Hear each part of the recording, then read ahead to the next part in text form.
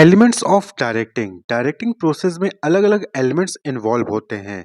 जैसे कि एग्जांपल के तौर पे समझिए कि a supervisor explain a worker about operations to be carried by him on a lathe machine. तो एक लेथ मशीन है, उस पे ऑपरेशंस को कैसे कैरी करना है उसके लिए सुपरवाइजर उसको वर्कर को एक्सप्लेन कर रहा है। यानी कि यहाँ पर क्या हो गया कि सुपरवाइजर वर्कर को गाइड कर रहा है। क्लियर? तो गाइडिंग हो गया। इसी तरीके से a mining engineer explain about safety precautions to be followed while working in a coal mine. तो कोल माइन में कौन कौन से सेफ्टी प्रिकॉशंस फॉलो करने हैं, तो वो माइनिंग इंजीनियर जो है वो वर्कर को समझा रहा है, तो यानी कि इंस्ट्रक्शंस दे रहा है। यहाँ पर a managing director declares share in the profit to the managers for their contribution to enhance profit of the company. तो यहाँ पर जो मैनेजिंग डायरेक्टर है वो डायरेक्टली इनडायरेक्टली जो है अपने एम्प्लॉयज़ को मोटिवेट कर रहा है कि आपने अच्छा परफॉर्म किया, इसलिए जो है कंपनी का जो है परफॉर्मेंस अच्छा रहा, प्रॉफिट ज़्यादा आई, तो आपको जो वहाँ पर शेयर मिल रहा है। यानी कि आप कंटिन्यूअस अच्छा परफॉर्म करते रहोगे तो आपको जो है इन फ्यूचर भी आपको ऐसे शेयर्स मिलते रहेंगे। यानी कि यहाँ पर उसको मोटिवेट कर रहे हैं। ए मैनेजर इंस्पायर्स हिज और her employees by playing a lead role in performing a work. यानी कि यहाँ पर वो एज अ लीडरशिप यहाँ पर जो है वो डायरेक्ट कर रहा है। तो अलग अलग तरीके से जो है यहाँ पर डायरेक्टिंग की जा सकती है ऑर्गेनाइजेशन में। तो the process of directing involves guiding, coaching, instructing, motivating, leading the people in an organisation to achieve organisational objective. और इन सभी एक्टिविटीज़ को हम जो है ब्रॉडली 4 कैटेगरी में कैटेगराइज कर सकते हैं, डिवाइड कर सकते हैं: supervision, motivation, leadership and communication. देखिए, सुपरविजन में हो गया कि आप वहाँ पर क्या करते हो कि एम्प्लॉयज़ को सुपरवाइज करते हो, उसको देखते हो, मॉनिटर करते हो और उनको इंस्ट्रक्शंस देते हो। क्लियर? उसके बाद उनको मोटिवेट करते हो, मोटिवेट करते हो जिससे कि जो भी इंस्ट्रक्शंस आपने दिए हैं वो उसको सही से फॉलो करें, ऑब्जेक्टिव को अचीव करें। उनको लीड करते हो, उनके साथ मिलकर जो है उनको लीड करते हो। और इन सब चीज़ों को सुपरवाइज करने के लिए, मोटिवेट करने के लिए, लीड करने के लिए आपका कम्युनिकेशन करना ज़रूरी है। कम्युनिकेशन यानी कि आप अगर अपनी इन्फॉर्मेशन को उनसे शेयर नहीं करोगे और आप जो कह रहे हो वो सामने वाला उसी तरीके से नहीं समझ रहा है, तो वहाँ पर कम्युनिकेशन सही से नहीं होगा और फिर आप सही से सुपरवाइज, मोटिवेट या फिर लीड नहीं कर पाओगे। तो कम्युनिकेशन भी इफेक्टिव होना चाहिए। क्लियर? तो यही 4 एलिमेंट होते हैं डायरेक्टिंग के: सुपरविजन, मोटिवेशन, लीडरशिप, कम्युनिकेशन। तो सुपरविजन क्या हो गया?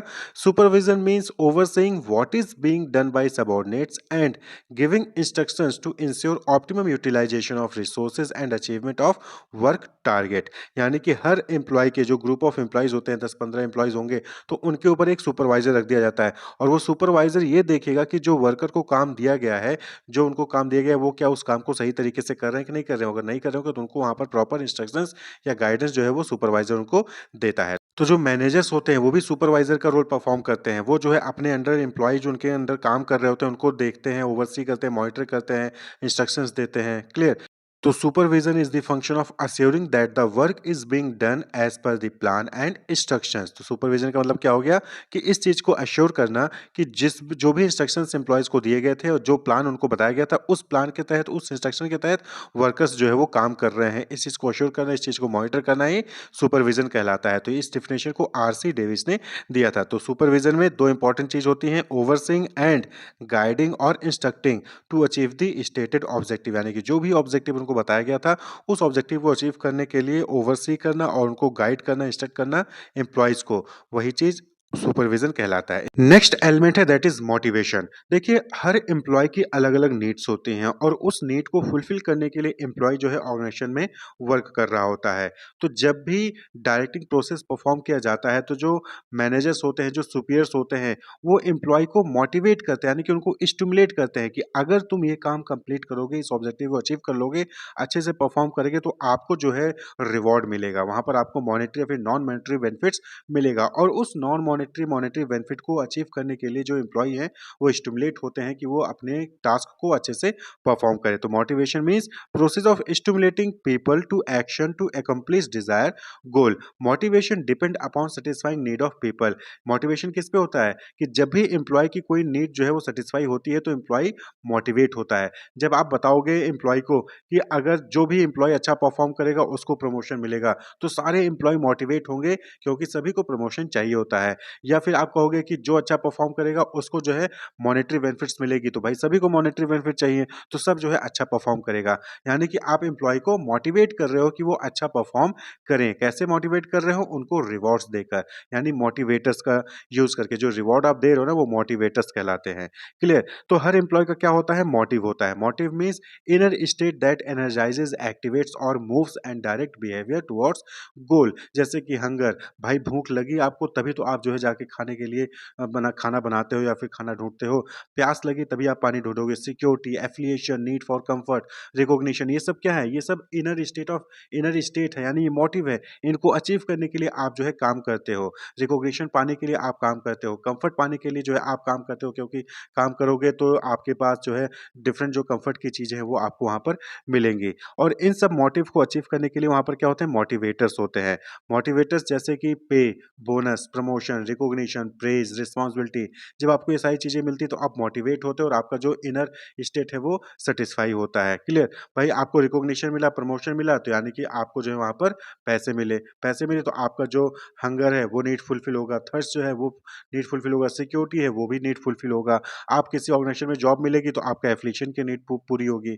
तो मोटिवेशन, तो डिफरेंट टाइप ऑफ मोटिवेटर्स होते हैं, मोटिव होते हैं। उनको सही से आइडेंटिफाई करके जो सुपीरियर्स हैं, जो मैनेजर्स हैं, वो उनका यूज करके मोटिवेट करते हैं एम्प्लॉय को। वहीं पर जो नेक्स्ट है दैट इज लीडरशिप। लीडरशिप हमने पहले भी डिस्कस कर लिया है कि influencing the behaviour of people by making them strive voluntary towards achievement of organisational goal. यानी कि यहाँ पर क्या होता है कि जो मैनेजर्स होते हैं, जो सुपीरियर्स होते हैं, वो यहाँ पर इंडिविजुअल को इन्फ्लुएंस करते हैं, खुद इन्वॉल्व होते हैं और उनको इन्फ्लुएंस करते हैं कि वो ऑर्गेनाइजेशन के गोल को अचीव करें। Indicates the ability of an individual to maintain good interpersonal relation with followers and motivate them to contribute for achieving organisational objective. तो यहाँ पर क्या होता है कि जो मैनेजर्स होते हैं, जो सुपीरियर्स होते हैं, उनको जो है एक अच्छा रिलेशनशिप, इंटरपर्सनल रिलेशनशिप जो है फॉलोअर्स के साथ, एम्प्लॉयज़ के साथ बनाना होता है और उनको लीड करना होता है, उनको मोटिवेट करना होता है कि वो ऑर्गेनाइजेशन के गोल को अचीव करें। यानी कि लीडरशिप एक्टिविटी भी यहाँ पर उनको परफॉर्म करनी पड़ती है।